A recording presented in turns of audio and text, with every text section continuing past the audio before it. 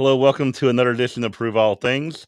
I want to say hello to everyone who's joining us live today. If you're watching on Facebook, YouTube, or Twitter, please join us and let your comments be known in the comment section, and we can hopefully share those on the program. And want to thank everybody also who's watching us in the CGI Digital Network app, whether it's on your phone, your tablet, or on Roku or your Apple TV.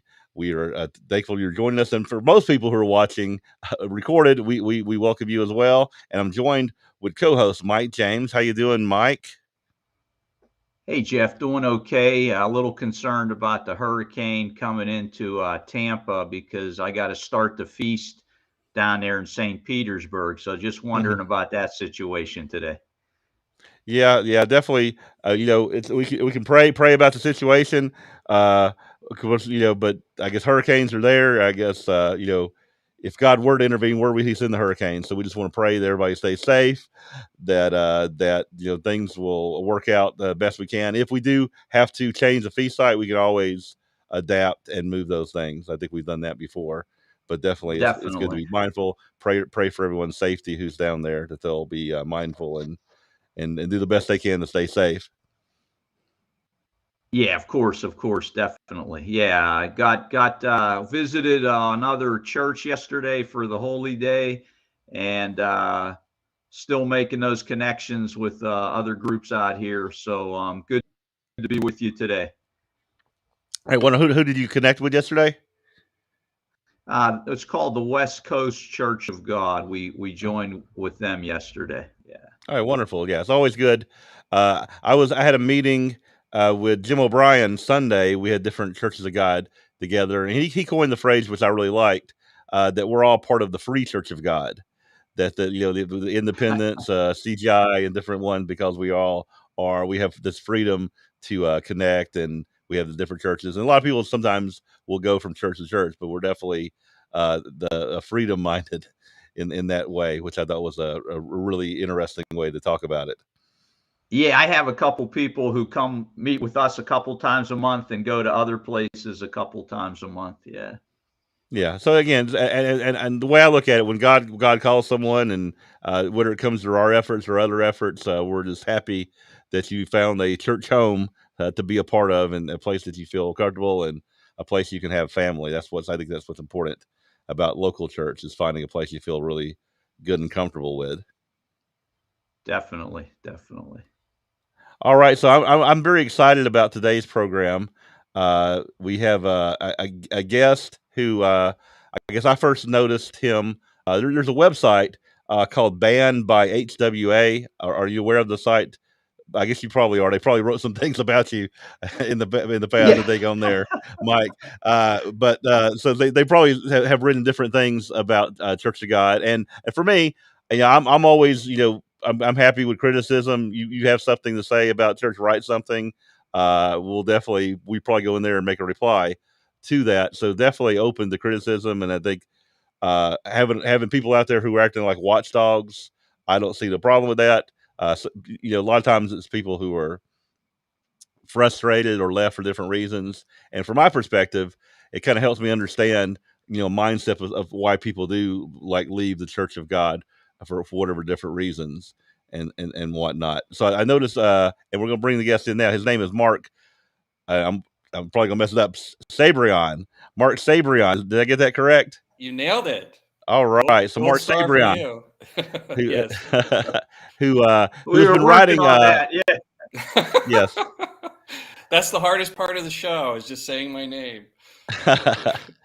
Yes, Marc has been writing quite a few, pretty prolifically lately on that site, and some interesting things, and probably of interest to our audience. And so, what we'd like to do is ask Marc to give our audience a background of who you are, like what organization were you a part of, Mm-hmm. and what are some things that caused you to leave that, and then we can get into a discussion.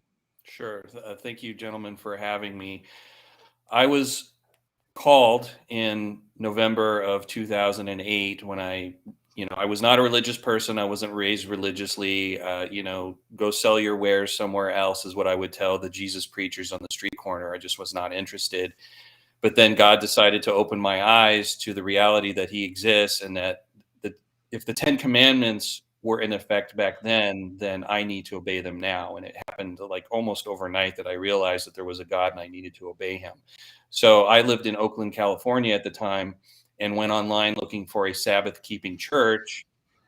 First, I tried the Seventh-day Adventist, but what little I knew from the Bible and what I started reading on different websites is that when they baptized a 12-year-old girl with a wet washcloth, I knew that the Seventh-day Adventist is not the place I need to be, because I knew baptizo was immersion.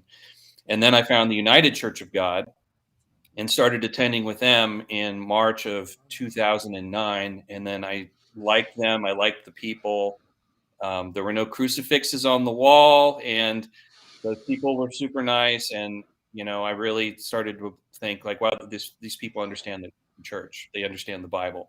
So I was baptized in September of 2009. And while I was attending, as time was going on, I was doing more and more study and starting to realize that something didn't feel right about the United Church of God. And I found the World to Come program on YouTube, hosted by David C. Pack of the Restored Church of God. And I've started listening more and more to his preaching, and it made more sense to me. And a problem I had in United was I felt they were too soft. It just felt too easy to be. It's like, man, I feel like Christianity should be harder than this. God has a sense of humor, as I found out later. But so I started, watching the World That Comes, and then I reached out to Restored Church of God and started getting their literature and reading their literature. Okay. And So for also, real quick, for people who are out there, could you tell us who Dave Pack is? For those who are not aware of Dave Pack. Sure. David C. Pack is the pastor general of the Restored Church of God. He began that church in 1999. He was actually a minister inside the Worldwide Church of God under Herbert W. Armstrong. He was a field minister. He was married to one of the ladies in Herbert Armstrong's secretary pool. So he actually did have a type of personal connection with Herbert W. Armstrong. He was a pastor, and then when the church changed their doctrines, he left like a lot of other folks left during that time, and he went with the Global Church of God that was run by Rod Meredith. And there was some kind of falling out. I don't know all the details. Financially speaking, Global collapsed. The Living Church of God came out of that. And then Dave Pack in 1999 established the Restored Church of God. So he was the pastor general of the Restored Church of God. Mm-hmm. And then in 2005, declared himself an apostle. So that, I guess, brings people up to speed about his history. Okay. Lost Mike for a little bit. Hopefully he'll connect back in. So I do have a question about that. So you were part of United, and he says it seemed kind of easy there. Mm-hmm. And Dave Pack, and I've seen Dave Pack. He's definitely very, especially on those programs, came across as very authoritative. Yes. Very much knowledgeable about the subjects. Confident. Lots of confidence. Yes. And confidence in things he was saying. So is that kind of what Sure. drew you to that church? Yes. I was able to prove from my Bible the things he was saying. I was proving from my Bible what was in the literature and in the world to come. And that spoke very strongly to me. And once I read the book, there was a book about a true church, one or many organizations. Once I realized in that book, he wrote something to the effect of that if a church doesn't say they're the true church, they cannot be the true church. And when I read that, I realized I have to get out of United.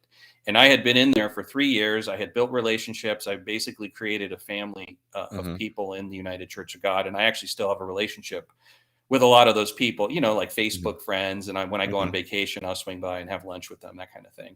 So there are really some great people in United. It just wasn't right for me. And due to the fact that I was a experienced video editor and production specialist in San Francisco, my skills were desirable by the headquarters of the Restored Church of God. So when I joined the Restored Church of God in July of 2012, I went to the Northern California congregation where Ken Orrell was my minister. I went to the summer picnic in Ohio because I spent 3 years in United, and I'm like, I need to know who these people are before I commit. And so I came here to Wadsworth in the summer for the summer picnic of 2012. I Mhm. met a bunch of people, and people like Kevin Deneen and Brad Schleifer and other ministers there at the time wanted to talk to me. I thought they were just being friendly. I didn't realize it was a job interview. Mhm. So I got home, and about a week, I would say a few weeks later, I got a phone call from Ed Wingfield, who was the head of the HR department at the time, and wanted to set up some phone meetings. And basically, they offered me a job and said, "Would you come to Ohio?" Because the world to come was kicking into gear. They were planning on building a TV studio. They were ramping up the world to come to go on worldwide television, and they needed Mhm. somebody with broadcasting experience, and talk about hand in glove. I was exactly what they needed at that exact time. And so I dumped my house. Just short sold the house, handed the keys to my real estate agent, got in the moving truck, and came to Ohio. And that was in November of 2012. Okay, so they had a television production, but you were able to come and you were able to like maybe improve it or help them with it Yes, to reach more. I brought a lot of my creative experience and technical Mhm. expertise to the team, showing them how to do things. And plus, the manager at the time didn't have any broadcast experience, and television stations were sending him spec sheets that looked like it was like trying to read Hebrew and Greek. It's like, I don't know Mhm. what this means. But he Mhm. would show it to me, and I'm like, oh yeah, that's what this means, and that's what that means, because I had extensive broadcasting and production experience. So I was able to bring to the table advice and counsel, and the technical know-how to make sure that we were meeting the specs for all the different television stations. Okay. So, and plus I was a skilled video editor where I could train the other person there, who wound up being my partner the whole time I was there, and helping him learn how to edit. I mean, he knew this is cut, this button means cut, and this button means dissolve, but it's like training somebody with the skill of editing, and why you're cutting and when you're cutting and choosing the Mhm. right pictures, timing. And so I was teaching him as well, and that was really, we had a really good relationship. Okay. So at the time you started, how many channels were they on television? Well, they were about to go on TV before I started. Okay. So And then, they were only like on YouTube or internet before yeah, that? YouTube and their worldtocome.org website, if I Okay. remember correctly. Maybe they were starting on television. It's kind of fuzzy now because I was in a haze at the time, but I know it was ramping up. And it went up considerably to where we had a whole fold out brochure of all the different stations. And Mhm. during sermons, David C. Pack would get up and explain how many different television stations across the world we were. When it started broadcasting here locally in Wadsworth, the manager and the other guys in the department would come to my apartment. We'd have coffee and donuts and watch the World to Come broadcast at 7:30 in the morning, Mhm. to watch it live on television, which was pretty cool. Yeah, so that I guess it's probably a good feeling to feel like you're definitely a part of spreading the gospel, and it was Doing the work definitely of God, doing the absolutely. work of God, and it's making an impact. You can see the different Right. television channels Yes, that you there's were reaching. fruit. God was Right. blessing the Restored Church of God. Here we are. We're growing. The campus was already purchased, and they were in the process of building it when I Mhm. first moved here. They eventually Okay. moved into the Hall of Administration in May of 2013. Okay. So I was coming in as it was boom. The church was doing this. We were doing this. Okay. So that was the growth, and and hopefully your skills were helpful with the growth Yes. that was there. So how many people you think were are part of the restored when you were there when you started, as far If as you The total membership. yeah, total membership? That's a tricky one because I didn't really care about the numbers back in the Yeah. day, but it used to be announced, and I think, and somebody at RCG now could fact check me. I Mhm. thought at our peak we were around 3,500 baptized members. Something like, wow, we're really growing. But I thought I remember hearing at one point like 3,500. And this is Okay. 2013, 14, 15-ish. But I didn't work in any department where I had ever looked at an email or a spreadsheet and saw the exact number. Okay. And I see Mike has joined us again. We He's on his phone. on his phone. We always make a way. We Yeah. never quit. We always just start over, Can, right? can you put one of those fun filters that puts a hat on you or a mustache? Uh, I'm just happy to be here. Yeah. I have a question. How many now, and we're moving ahead a little bit, but how many estimated now attend with the Restoreds? As of January of this year, Dave Pack announced that he had 1,444 baptized members because he was making a big deal at the time about the 144,000 in the relation to the Restored Church of Yeah. God. I mean, do you think that was a real number or just something he was making up? Oh, no. I'm pretty sure that there was a piece of paper somewhere that somebody gave him that it was 1,444. Yeah. Okay. So as you were there, when did you start to notice something wrong? That's kind of a trick question because as things would go wrong, you dismiss it. You ignore it. You don't really take note. You got to work past that. That's, Satan trying to, make you doubt and, questioning your faith. And so the first failure that should have been the warning sign for everyone inside the Restored Church of God was Elul 24 of 2013. Dave Pack spent a year teaching that all brethren back together soon, that all the splinters, including your organization, were all going to dissolve and roll into the Restored Church of God on Elul 24, which is August 30. I remember reading about that on the Banned by HW website. That he said there was going to be like 3 church leaders die or the something. 3 shepherds of Zechariah. Yeah. Yeah, and then then everybody would just say, "Oh, Restored is so wonderful. Yep. We all need to go be a part of what they're doing," kind of thing. Correct. Is what Right. he was thinking was going to happen. He built that up all year. Yes, sir. Mark, I'm just wondering, when he presented this, did he say that God spoke to him in a dream, or God saying how he got this word or information? God moves people through the Spirit, that it speaks to them that way, and that certain verses will just make sense. And when you can prove it in the Bible, and that fact that he's an apostle, the only living apostle on the face of the earth after Herbert W. Armstrong, who was also an apostle, therefore any information that comes into his mind is true and always from God. And here we are in 2022, and he's holding to the same belief system for himself personally, even though the Bible condemns the very thing that he started doing in 2013. Okay, so that was the first sign, and as you like, were you thinking, "Hey, this is going to happen. We're really doing this," Yeah. and okay, I believed it because it was like, man, I got called. I mean, just a couple of years before, I didn't even care about Jesus. Okay, fine. I'm sure he was a great guy if he was ever real. It's like I didn't care about religion. So then to turn your whole life around, to get baptized, to change your life, you change your life so dramatically that both my family and my coworkers were concerned because I was no longer fornicating, sleeping around, getting drunk, and using the F word every other sentence. Suddenly they were concerned. It's like, okay. And so the change from United to Restored was night and day. Restored Church of God had standards that you saw immediately, as far as there were no shorts and Hawaiian shirts at Sabbath services. There were not ladies with high skirts and cleavage. There were not women that wore on so much makeup they looked like circus clowns. It was very regimented, and I think I wanted that at the time, because what I saw in the Bible was that you have to walk away from the ways of the world and accept God's way, and Restored was keeping to that, holding to the standards of the Worldwide Church of God under Herbert W. Armstrong.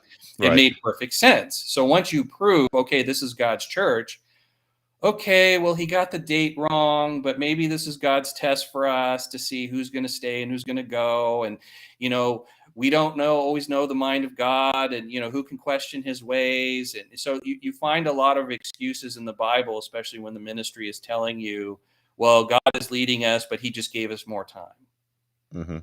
So then it's like, okay. And so that was the beginning back in 2013. And my mentality was, okay, it's a test of faith and I'm going to stick it out. Okay. So that happened 2013. And I guess from the outside, and I saw this from the outside, and so my view of it was sounding like it was very cultic. That it was a very cultic sounding thing. That was like I it sounded like that kind of a cult of personality was developing or had developed there. But from the inside, you weren't able to see that. You could see it, but you deny it. Because as long as we're preaching the gospel, and the Sabbath is the Sabbath, and the holy days are the holy days, and as long as we know who Jesus Christ and the Father are, this prophecy stuff, it's kind of, Dave wants to describe it as it's like dessert. It's the sweets, but the real meat and potatoes is Christian living. And it's Mm-hmm. ironic that over the course of the years, prophecy has become the main diet of those all still trapped inside the restored Church of God, and Christian living has become the appetizer that never fills you up because you don't get enough. So prophecy took over basically everything inside the restored Church of God with David Pack. He became, I believe, a prophecy addict, you could say. But he didn't set another date for a long time after 2013. So I think he learned his lesson, and he stopped setting dates after that for quite some time. And I don't even remember when the next date was, but it was many years after that. Okay, so he set a date, and that was wrong. So he's like, so it was kind of a regrouping. Yes. So the next several years, did you continue with doing the work as y'all were Oh doing yeah. it? Oh yeah, Okay. yeah. Oh yeah. I mean, I didn't leave until March of 2021. Okay. So describe those years as far as you were still not thinking this was like a cult or anything, or there's a No, I problem still going don't. on. You still don't. Yeah, Okay, you don't think. Okay. So how would you describe the church there then? If it's not really a cult, what would you describe it as? well, it's a church that's corrupt. Corrupt. Okay. Corrupt spiritually, corrupt. Okay. And with human decency in some ways very corrupt as well. There's a lot of very unhappy, fearful people that are trapped Okay. there. That's Okay. how I would describe it. Some people say cult. I know people who, like, I had dinner with last night with somebody. She calls it a cult, and I know people who have left call it a cult. I'm not there yet, and I don't know. To me, it's like racist. You can Yeah. you can use that word, and it Right. means different things to different people, and that's kind of like, well, is that a racist comment? No, that's not right. You know, it's like there's different perspectives on that. So I am Yeah. not there. I don't think it's a cult. Cult of personality, absolutely. But as far as, like, quote unquote, a cult that you would, watch on a Netflix show, I would say it's Yeah. not that kind of So cult. you there was no chance of like a mass suicide No, kind of thing or nothing no, like no, no, that. no. Okay. And I know that people have been concerned about, a Jim Jones or David Koresh type of scenario. Mm-hmm. That's not what's going on, which is why I find Restored Church of God so fascinating, that it doesn't fit the mold of a lot of other places where you could say, they're just like them, because they're not. This is not, there's no child marriages going on. There's, no rampant adultery. They're not doing anything illegal. And I have stated that pretty plainly in other Okay. interviews. They're not So doing anything illegal. It's just they're wrong. they're not like Scientologists. They're No. so they're definitely just and again, some of the doctrines, I think, and there's Mike, he's joining us again with the phone. The doctrines are not very dissimilar from other churches of God. I mean, I would Foundationally, yes. Yes. foundationally. Now we Yes. get into prophecy and some of the things Standards. about and some of the standards, maybe how people view certain people in the ministry. That probably Right. is different. Right. Restored Church of God is the one true church. You guys Right. are all just apostates who play church in your little organization and don't know what the true God is. I'm saying Yeah. that from their perspective. For people who don't know, Right. Yeah, Right. that's not So my opinion. would you describe the church if you wouldn't describe it as a cult? Would you describe it as abusive? Were they abusive towards people? I'm in a very, I just need to be heart to heart, because I'm in a very unique position where I had a Yeah. lot of privilege in being not a minister, not a deacon, not ordained in any way, shape, or form, but I had a lot of privilege in my position being in the media production services department. I don't have horror stories about David C. Pack. I don't have abuse stories from the other ministers, but there are people in Restored and who have left who do have those stories. I can't tell those stories because that's their personal story to tell. So I know it's really disappointing that I mean, there's like weird things here and there, but that's all like personality stuff and personal stuff that I think nothing has to do with like running a church. Yeah. But I don't have bad things to say about Dave Pack personally. I just know a lot of people who are going to counseling and therapy to deal with him and what he did to them and how abusive he was. I do know a story where he made a minister cry in front of a room full of other ministers. That story is absolutely true. Now, that minister, I hope in the ministry who cried, is still there. If he ever left, then he could say, yes, David C. Pack was abusive to me. But I can't say that he Okay. was. So when you ask me the question, I'm sorry, this is a long answer, but when you ask me the question about abuse, there are people that were, quote, abused spiritually, mentally, emotionally, financially, by their field ministers, by headquarters ministers, by ministers who are gone. They have horror stories. And unfortunately, fortunately, I don't have those type of stories. So when you ask me about abuse, I can only relate what others have told me. Okay, so you're an employee. So did you worked with Daypack at a professional level? Did you ever Yes. like socialize with Daypack to kind of get to know like more about his personality beyond just his figure as the church's figurehead? Part of my, I figure privilege was that I was very assertive in the Restored Church of God headquarters, and I would often raise my hand and ask questions that other folks wouldn't ask during staff meetings. I felt access to him. I would walk up to him after a Bible study and say, Mr. Pack, you just said this, and I have a question. And he would answer my questions. So the socializing aspect, so far, let's see, the campus was built in 2013. I left in 2021. Out of 8 years, he invited the staff to his house once in all those years, and we had a barbecue on his patio in the summertime. It was really nice. It was a nice event, but he sat huddled with the ministers at a table where it's like you can't just walk up and have a beer and ask him, so Mr. Pack, how's it going? You don't have that kind of access to him. He's always walking there. He'll stop and say hello and put his arm around people and hug a child, get his coffee and go. But that's about all the socializing that lay members ever have access to. Some Okay, more than gotcha. others. But I was more assertive. So if I had a question for him, I would wait at the appropriate time and I would walk up and ask. And I know a lot of people had questions, but they were afraid to ask. Okay, so moving through this, you were working for the church there, and there was that one prophecy failure, and someone mentioned about a thing called common that's taught there, which is different Yes. than other churches. Could you describe what the doctrine of common is? Yeah, that's the big differentiator and the game changer for the Restored Church of God. David Pack came up with an idea. He says he found in the Bible and God inspired him. First, he did something called the clarion call, and I don't have the sermons in front of me, so I can't tell you the years this happened. But he did a sermon about the clarion call, which is, hey, we need money because we want to build a campus. And then he found in the book of Acts, when the brethren first came together, the church was come together. I believe this is Acts 3, and the brethren had all things common, so that those that lacked had substance. And he took that teaching to mean that you're to give all to the Restored Church of God. Your retirement accounts, sell your car, sell your house, sell your jewelry, sell your memorabilia, fundraise, do garage sales, do as much as you can to give in common. And what he started to do in the last couple of years and really pushed again this year is that common is tied to salvation. You will not receive salvation unless you give common. Now, common is kind of like a free will offering that all your access you're supposed to give. And as you know, when you give an offering, you measure it against the blessings that God has given you. So people that had a spare home, let's say a summer home, they sold it, or they had a boat or an airplane. Those kind of things they didn't need, they sold. And for a while, even it was pushed that, members in Restored should not have pets. None of the ministers in the Restored Church of God that live on the campus are allowed to have pets, because pets are a drain. Wow. The food. Don't they have horses? Don't they have horses there on the campus though? Oh, big irony alert, huh? Yeah.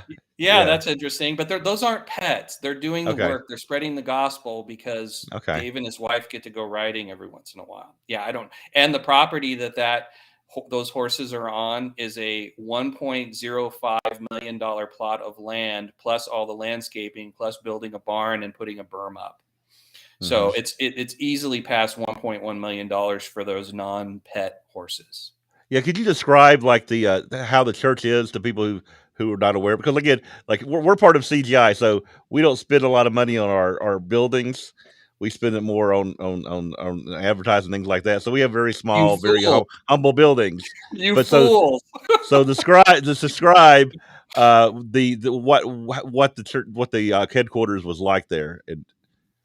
Okay, so when the headquarters campus in Wadsworth, Ohio was being built, first it was just the Hall of Administration, and right now today it's a beautiful campus. You can actually go to Google Earth and see some aerial pictures of it with the development. But they built a mail building. They built a media center, a beautiful media center that had a studio, world to come, professionally grade made. They run fiber channels, all fiber cables all over the network. They have a pole barn, which is the agriculture center. And then eventually they started building houses in the cul-de-sac. They bought they were going to use it as a farm, as farmland to raise crops. Mr. Dale Schurter, who was a agricultural specialist that worked under Herbert W. Armstrong in the Worldwide Church of God, came into Restored, and he was going to be the head of the agriculture program. That was going to be a big deal. So while this is all going on, the only way that a little church of less than 5,000 people can afford to do all this is the common doctrine, so that brethren with substance, business owners, people that had land, people that had inheritance, people that had some form of wealth, were pressured by the ministry and David C. Pack to give that money over to church to do, quote, the work. And I gave my comment too. I believed it so much that in 2013, I turned over my IRA retirement account, and I closed 2 accounts and just gave them the money, because I wasn't giving it to Dave Pack. I was giving it to God, which is why I'm not angry and bitter about not having a retirement account today. But a lot of people are still very angry that they felt duped and lied to. And the common ties to the preaching of the gospel. And I thought the money was going to help perpetuate the world to come. Television stations, advertising, social media campaigns, getting the word out, preaching the gospel as Jesus Christ had commanded. But that wasn't really happening. What I saw were more gardens, more trees going into the campus. And I saw a lot of money going into the campus. And they were buying up property all along the campus, by the way, too. So if you imagine a big rectangle, one long side of the rectangle of the campus is the freeway. Another part of the rectangle is basically the Giant Eagle supermarket. And then there's Hartman Road and Akron Road that are basically an L-shaped on that side of the campus. They started purchasing property. So it wasn't just building buildings. It was buying homes adjacent to the campus. There was a manifest destiny type of plan to purchase all the houses, so that from street to street to street to street was all RCG owned. And so because of common, because, widows were giving their savings to the church, because people were certain, instead of giving inheritance to their children, they were giving their inheritance to the Restored Church of God. People selling houses and homes, farmers selling acreage to support the campus so they could buy homes. And instead of preaching the gospel, when Dave Pack started the greatest, I call it the greatest unending story, part 394 was this weekend. When he started that series, he stopped doing World to Comes because the man was too busy. And okay, so there's a point. There's a point now. You said that he stopped doing the World to Come program, which is their broadcast program. Sure. When did that occur, and what was the reasoning? If you go onto YouTube, I want to say now it's about we're tipping the 5-year point of no new World to Comes have been posted. And my job when I was hired in the Restored Church of God, we were a World to Come production machine. That's what we did. We hadn't even started producing video sermons yet at the time when I was hired. It was all about World to Come. We had another editor and I working in tandem, where he'd work on one episode, I'd work on another episode. I mean, we were cranking out episodes like crazy. David C. Pack was in the studio at least once a week, sometimes twice a week, just recording. And we were doing all this work because we were preaching the gospel. But then when he was so busy coming up with prophecy ideas that he couldn't be bothered to do World to Comes, then that it slowed down and trickled to a stop, to the point where it's like, wow, it's been 3 months since we've done a World to Come. Wow, it's been 6 months since we've done a World to Come. Mm-hmm. But we still did other videos. And so my manager at the time, Ryan Caswell, saw it as an opportunity to start producing other videos because we had more time, and to keep our staff busy, and we were talented guys. Let's put to work and do other videos. So what wound up happening is David C. Pack stopped preaching the gospel, and the media production services department picked up the slack. If you go to their YouTube webpage, you will see from the last time they posted World to Come up until today, there are tons and tons and tons of videos, teaching videos, all types of videos, social videos, showing God's way, showing God's people how happy they are, how God's way works, because David C. Pack couldn't be bothered to preach the gospel anymore. Okay. Was anything going on at that time, Mark, changed that maybe that's why he went in this different direction at that time? To answer that question is to answer a bigger question. What happened? What happened to David C. Pack? What happened to the trajectory of the Restored Church of God? And the Elul 24 in 2013 was a shot across the bow for all of us. But it went in 2015, 2 landmark sermons were given and 2 landmark teachings were taught. The first one was that Mr. Armstrong was not the Elijah, but that David C. Pack is the Elijah, the end time Elijah, Malachi, and other places in the Bible. So he declared himself Elijah. And then about 11 months later, he declared that Elijah was that prophet and wasn't Jesus Christ. And when he did that, he didn't say it in his sentence. And this is he's a very calculated sometimes and slippery person when it comes to how he preaches things. I think he's gotten sloppy, lazy, and desperate as of late, which is why I catch so much in his articles. He used to be more careful with how he presents things. But back then, he never said, I am that prophet. He just said, I'm Elijah, and then pause, Elijah is that prophet. And then if you think about it and apply critical thinking, it's like, wait, you're that prophet? And that was the breaking point for me in the Restored Church of God. It was actually in 2015. So it took me 6 years to leave, but that was so disturbing. I lost sleep for 3 days. I had to counsel with 2 ministers about it. I brought this book, Is That Prophet Alive Today? By David C. Pack. It is filled with David C. Pack's own words condemning him of what he did in 2015 and what he's doing today. And part of the focus on my website is to take Dave Pack's own words and play it against him, because he is his own worst critic, not me. So to answer your question, the Restored Church of God, and I have my own personal theories about God's blessing and what happened to the church and where things went. I can trace the decline of the Restored Church of God happening in 2015 when David C. Pack declared that not Jesus Christ, but David C. Pack is that prophet. Okay, so now a question, I guess, that comes up with me, and I guess maybe others, is does David C. Pack, does he really believe these things, or is he a manipulator and he's just using the Bible for his own profit, or is it, or is there, or if you can't tell, does it make any difference? Is I mean, and again, you probably can't tell us because nobody knows his mind but him. But what would you think? Is he for real? Is he for real? Really believing these things, or is it maybe more of a con man type of thing going on? Would you believe me if I said both? Both. Yeah, he uses the techniques of a con man. He uses the manipulation of a con man. I often describe him as a street magician who plays tricks with the scriptures. It's optical illusion. He plays a shell game with the scriptures. Any kind of circus analogy or illusion tricks, that's, his Felix bag of tricks is David C. Pack, is what he uses the Bible to do. But I do believe by using those techniques, he also still to some degree believes it. Some people have said, oh no, he knows full well what he's doing. And I don't think so. I do not believe David C. Pack is an outright liar.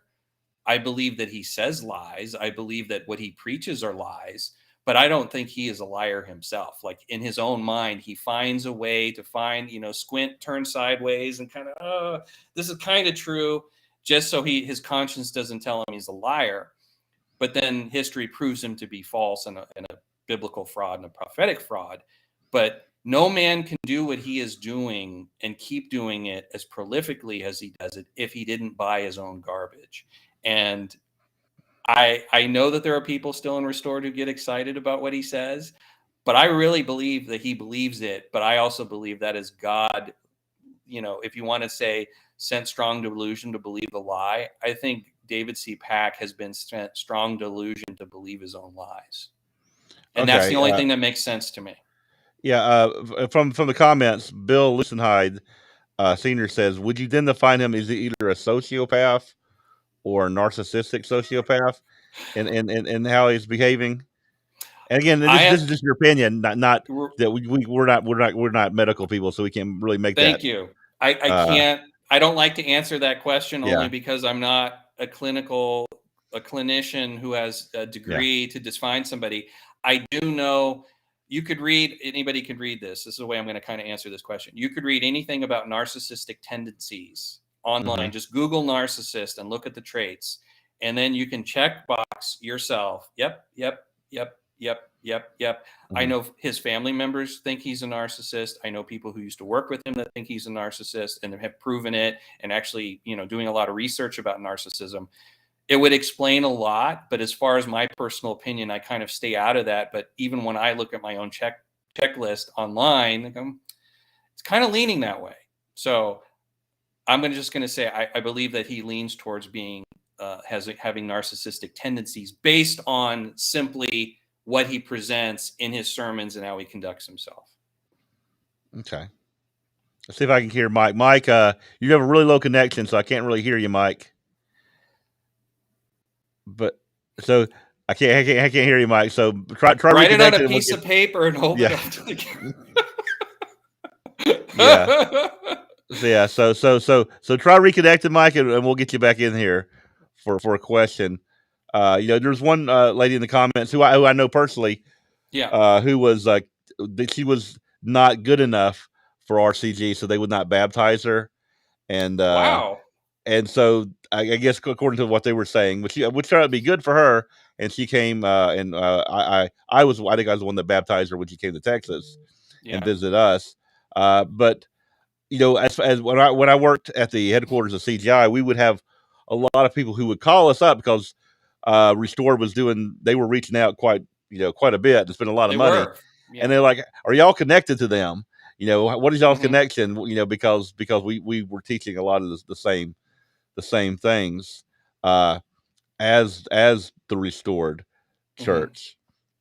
But again, and I didn't really know what to say, but there is the similarities, but there is I guess those things like that are really, like, to me, that's just wild.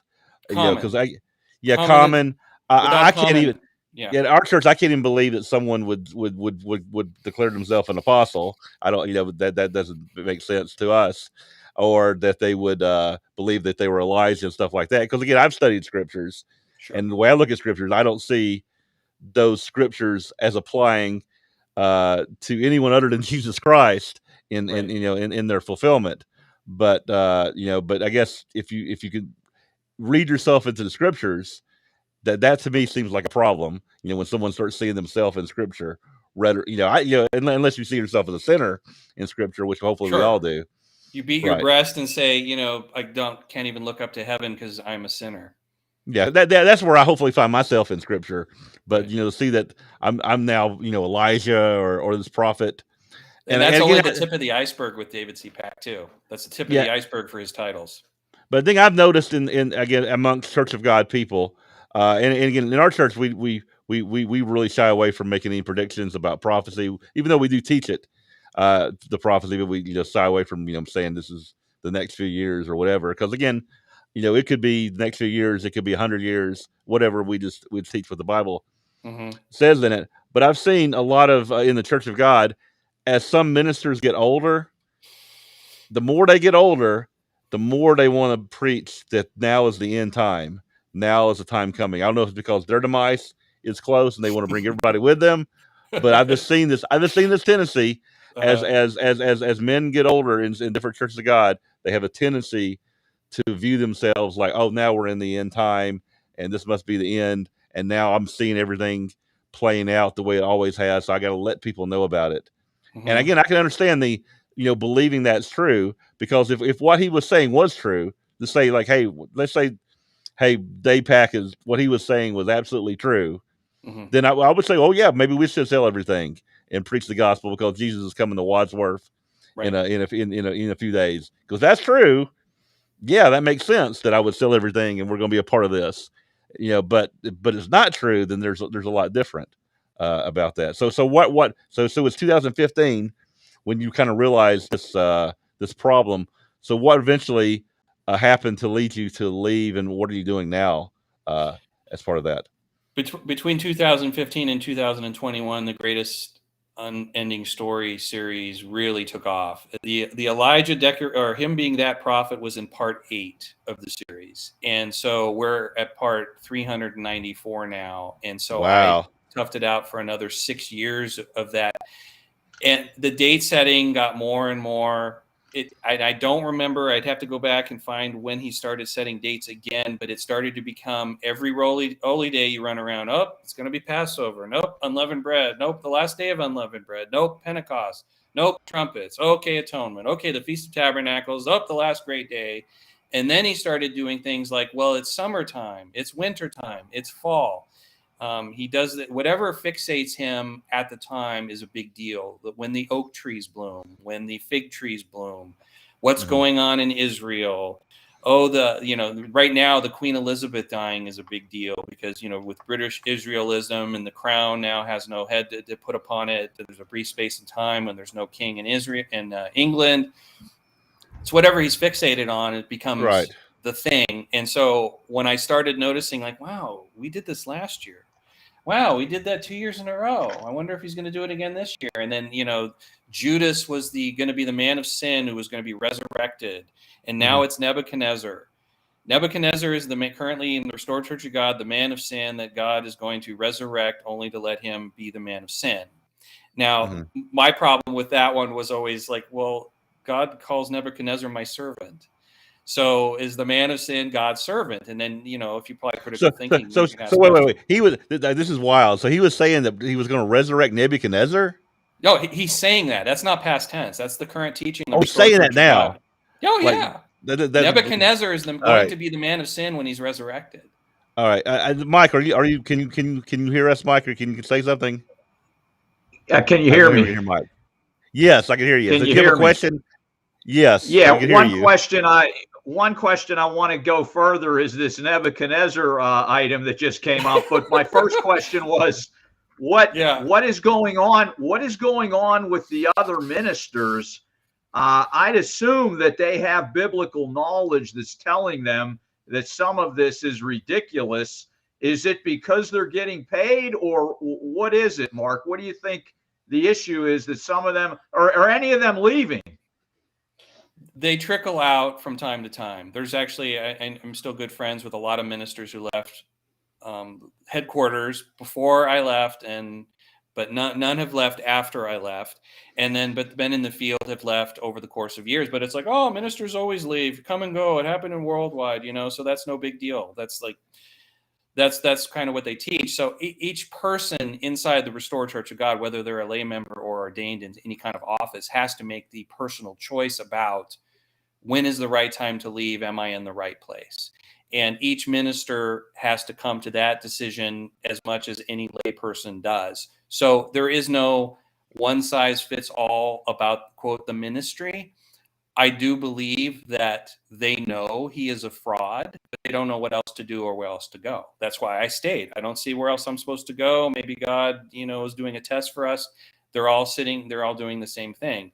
The headquarters ministers are by far the worst because they have the most proximity to David C. Pack. They actually experience him as a human being and will have their own horror stories when they all leave. But I don't believe that many of them in the Restored Church of God, the ministry, buy any of this.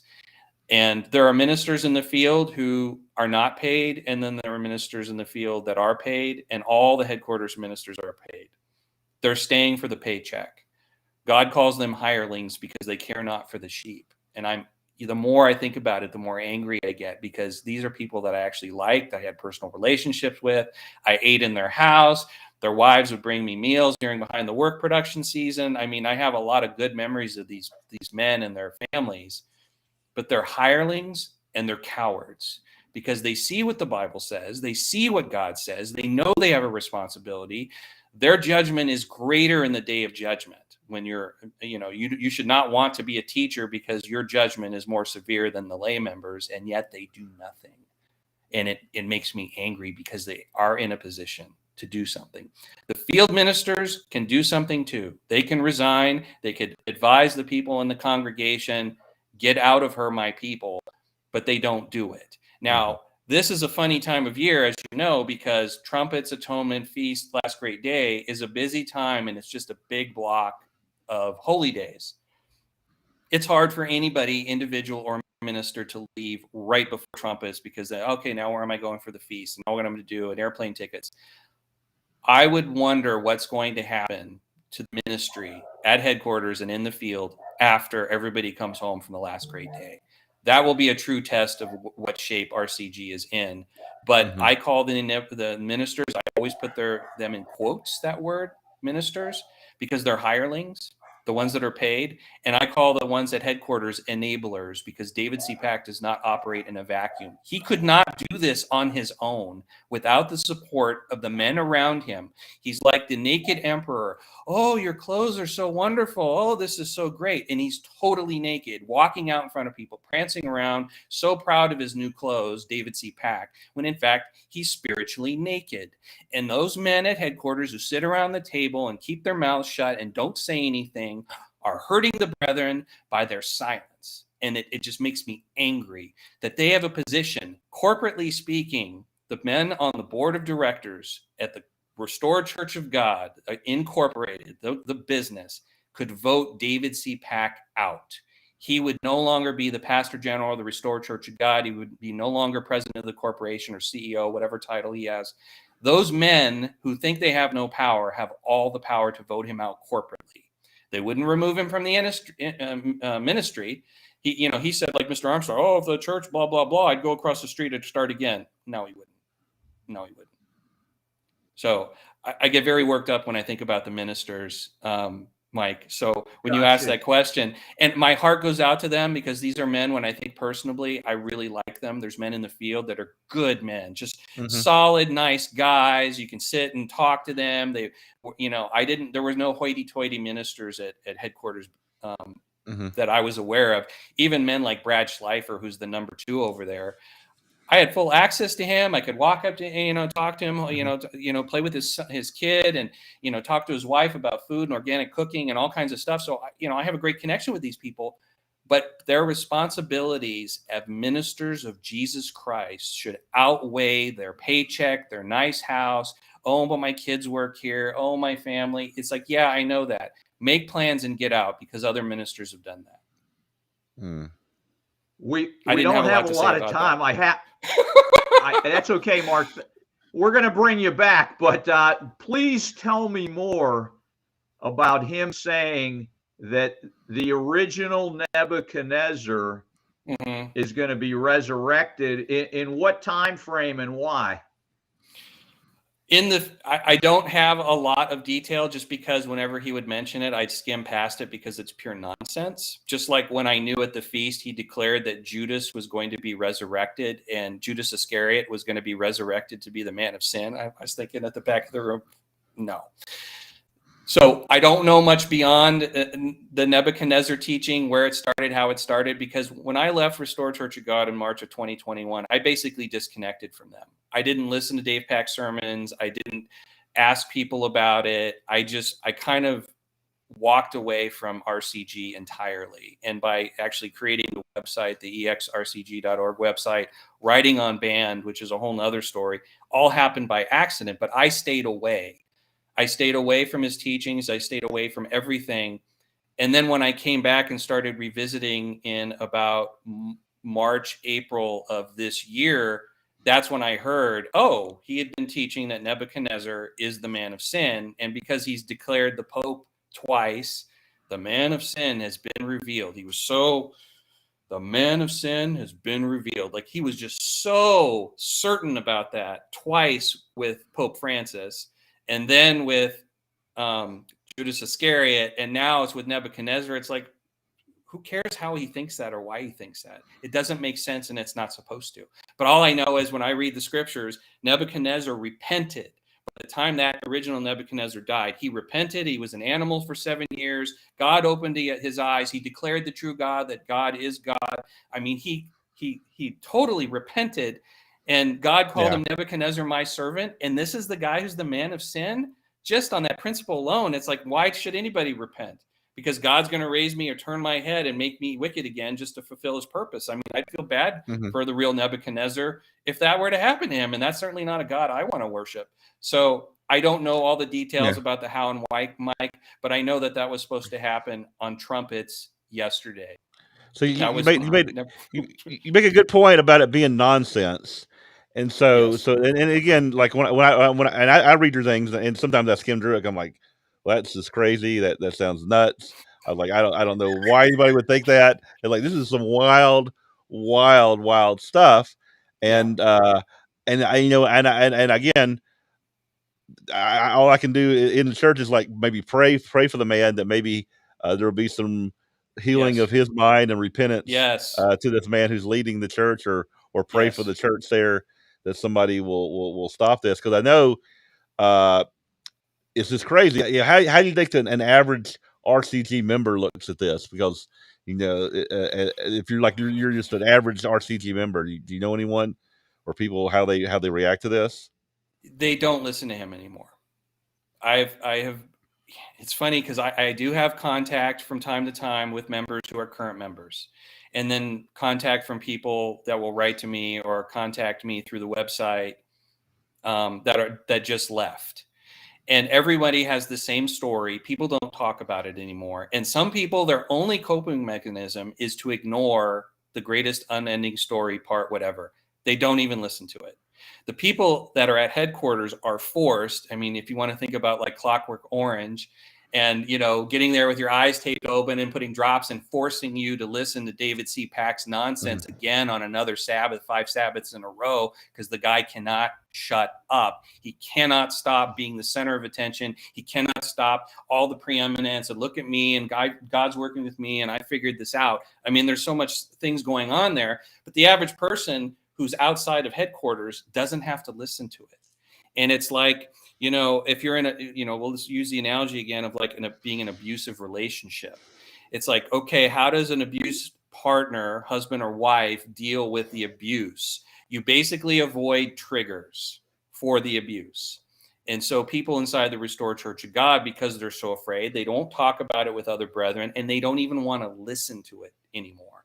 I have heard people independently telling me, not people that are talking together and telling me the same thing. I hear independently about the fear manipulation, brethren turning in other brethren. If you bring up Deuteronomy 18 to your local minister, you're going to get a talking to. I know 3 people inside the Restored Church of God, 2 that were suspended and 1 that was disfellowship for bringing up Deuteronomy 18.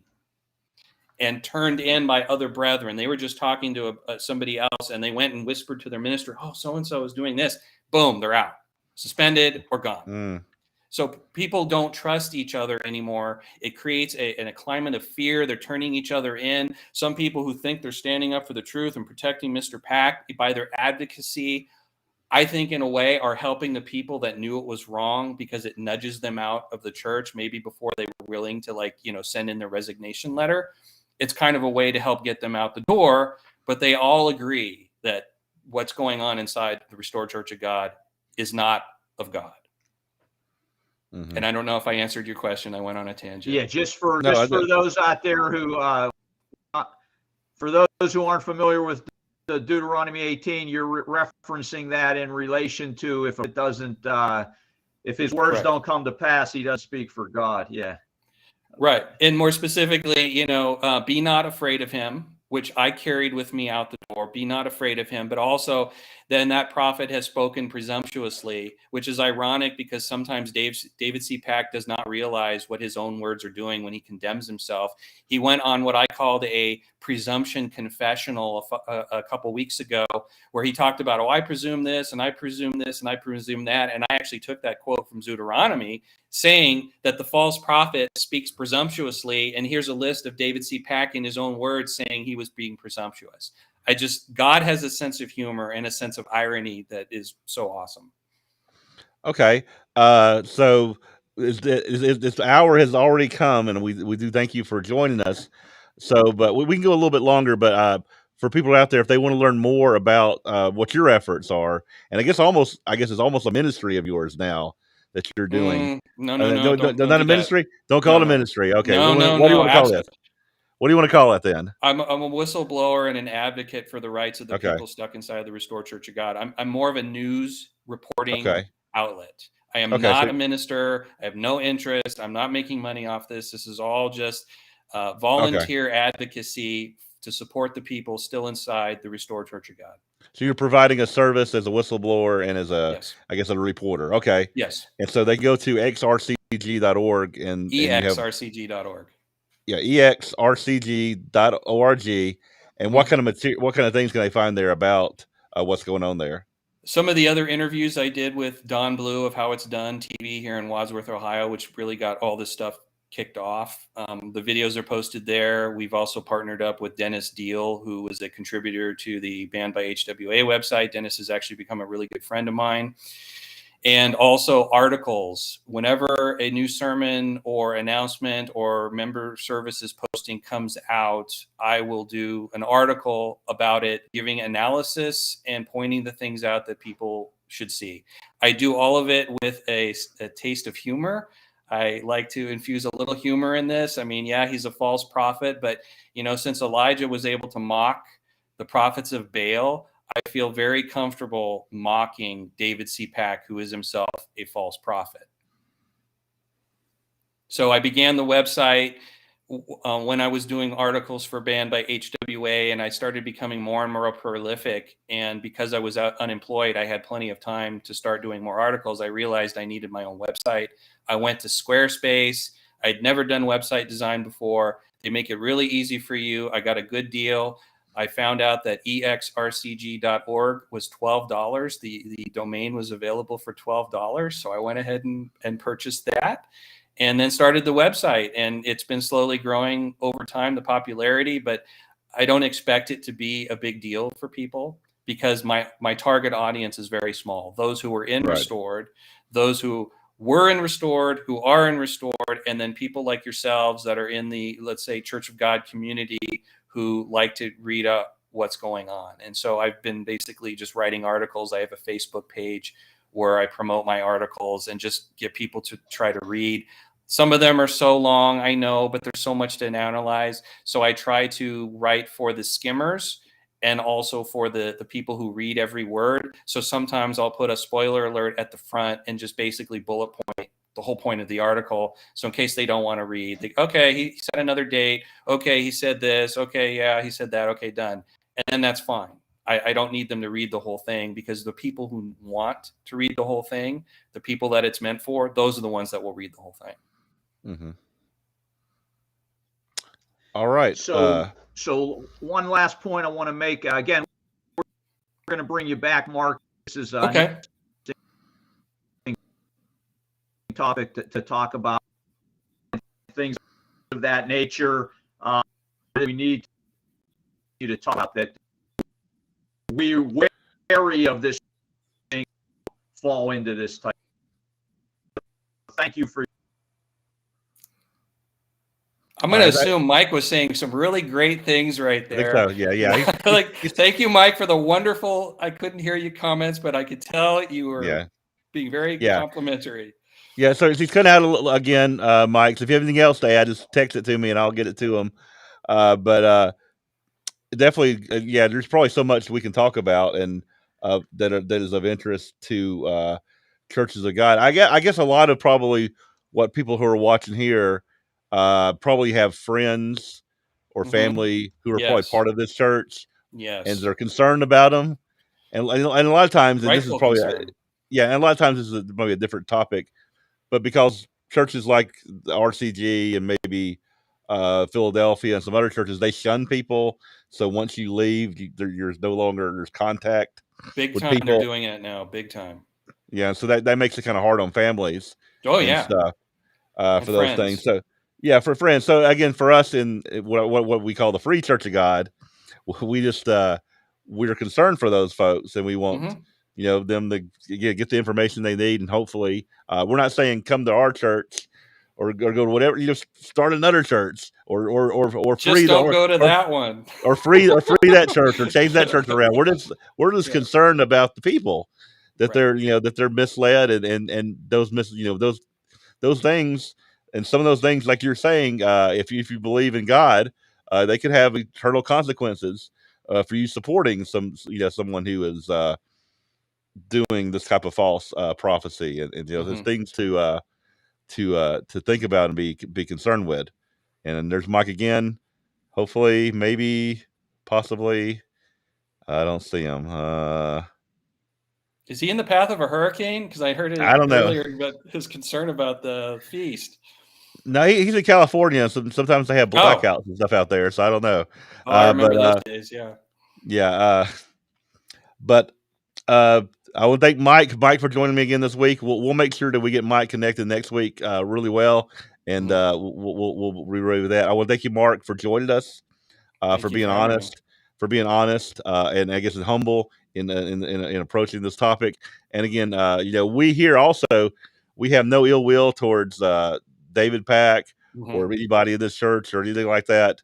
It's just that as a program that we're proving all things. We just want to, ask the questions. Why would someone, say Nebuchadnezzar is going to be resurrected, or believe that they're Elijah, or believe that they're God's prophet or apostle, or and that could get back into talk about other people who believe that as well. But for me, I it's hard to understand that, but it's also interesting that people will follow that. That people will be a part of this thing. So I just want to give you a chance to make one more closing comment, and then we're going to end the program. Great. I want to say, and I've said this before in other places, and I write about this, I don't hate David C. Pack. I don't want to take him down. I don't want the Restored Church of God to be taken down. That is not my goal. I don't personally despise the man. I'm not angry or bitter. I want him to repent. I want him to turn around, to stop preaching false prophecy, repent, go back to the way he was 10 years ago, teach the stuff he was teaching 10 years ago, write the stuff he was writing 10 years ago, preach the gospel as Jesus Christ had instructed his people to do. That's what I want David C. Pack to do, is repent, change his ways, admit he was wrong, and stop doing it. Step down as an apostle, let some other men shine, let the Christian living sermons continue, and help make everybody just better Christians. All right. Well, I appreciate that comment. Thank you again for joining us, and hopefully we'll see you again in future episodes. And we will thank everybody who's joined us today, and appreciate all the comments. Definitely out there. So again, thank you for joining us. We'll see everybody again on another episode of Prove All Things. All right. Goodbye, everybody. Goodbye.